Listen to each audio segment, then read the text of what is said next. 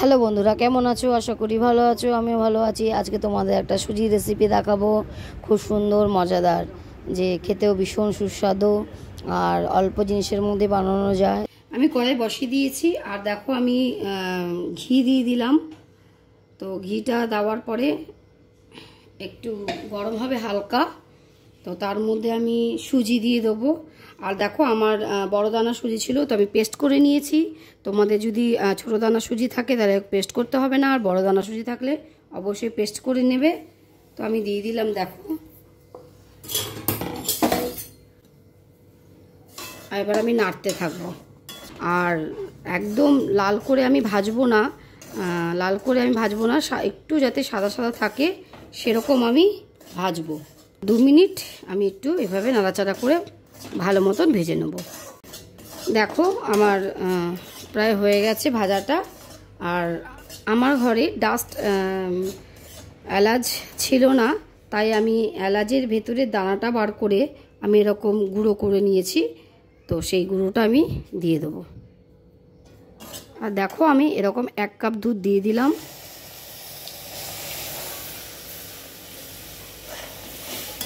আর এভাবে আমি সঙ্গে সঙ্গে নাড়তে থাকবো।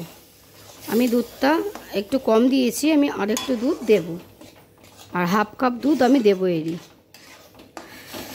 আর এই সময় আঁচটাকে কিন্তু একদম লো রাখতে লাগবে। তারপর আর আমি 1/2 কাপ দুধ দিয়ে দিলাম। সমানইভাবে আমাকে নাড়তে হবে, আর আঁচটাকে একদম লোয়ে আমাকে রাখতে হবে। তো দেখো আমার দুধটা পুরো টেনে নিয়েছে। তো এই সময় আমি চিনিটা দিয়ে দেবো। এবার মিষ্টি আপনারা যেই যেমন খান সেই অনুযায়ী মিষ্টিটা অবশ্যই অ্যাড করবে। তো দেখো আমি এইটুকু নুন অ্যাড করলাম, কারণ মিষ্টির সাথে হালকা একটু নুন অ্যাড করলে তো তার টেস্টটা একটু অন্যরকম হয়, তার জন্য আমি একটু নুন অ্যাড করলাম। তো দেখো বন্ধুরা, এইভাবে নাড়তে নাড়তে কীরকম শুকিয়ে আসছে, আর আমি জাস্ট একটু মুখ করলে উঠে যাচ্ছে। আর এই সময় এসে কিন্তু কন্টিনিউ নাড়তে হবে, নাহলে কিন্তু কড়াইতে লেগে যাবে। তো আমাদের কন্টিনিউ এরকমভাবে নাড়তে লাগবে। এভাবে শক্ত হয়ে গেছে, দেখো উঠে যাচ্ছে, কড়াই থেকে ছেড়ে দিচ্ছে অলরেডি। তো দেখো আমার হয়ে গেছে, আমি এবার নামিয়ে নেব। তো দেখো বন্ধুরা, আমি সুজিটা ঠান্ডা হতে হতে একটা কড়াই বসিয়ে এখানে একটা থালাতে নামিয়ে নিচ্ছি। আর একটু ঠান্ডা হওয়ার অপেক্ষায় একটু রইলাম, কারণ এখন প্রচুর গরম, আমি হাত দিতে পারবো না।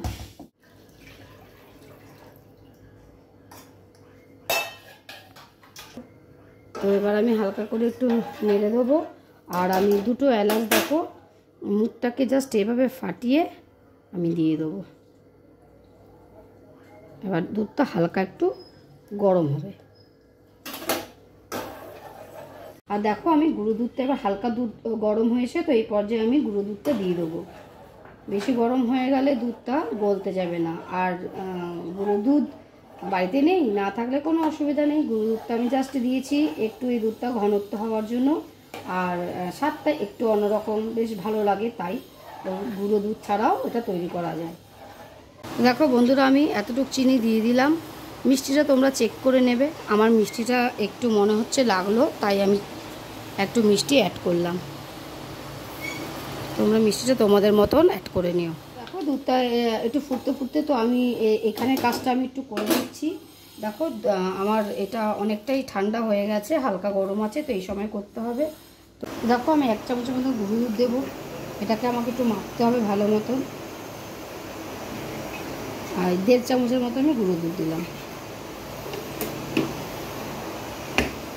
এবার আমি ভালো মতন এটাকে মেখে নেব। তো দেখো আমার মাখাটা পুরো ভালো মতন হয়ে গেছে। তো এইভাবে এসে আমি দুভাগে ভাগ করে নেব। এরকম গোল গোলও করা যায়, তবে আমি চ্যাপটা করব, কারণ চ্যাপটাতে তোমার রসটা ভালো মতন অ্যাবজর্ব করে, তাই আমি চ্যাপটা করে নেবো। আগে আমি একটু এরকম ভাগ করে নিচ্ছি, তারপর চ্যাপটা করে নেবো।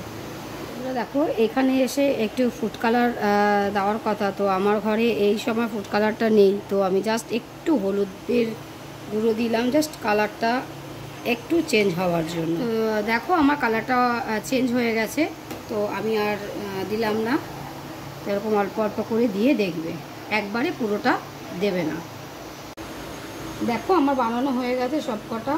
তো গোল থেকে এটাই করা ভালো, কেননা এখানে রসটা ভালো ঢুকবে।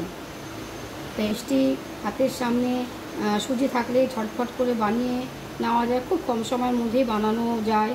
তো খেতেও ভালো লাগে আর বাচ্চারাও খেতে খুব ভালোবাসবে। যখন সুজি ছাড়বে তো তখন দেখবে দুধটা যাতে এরকমভাবে যাতে ফুটতে থাকে।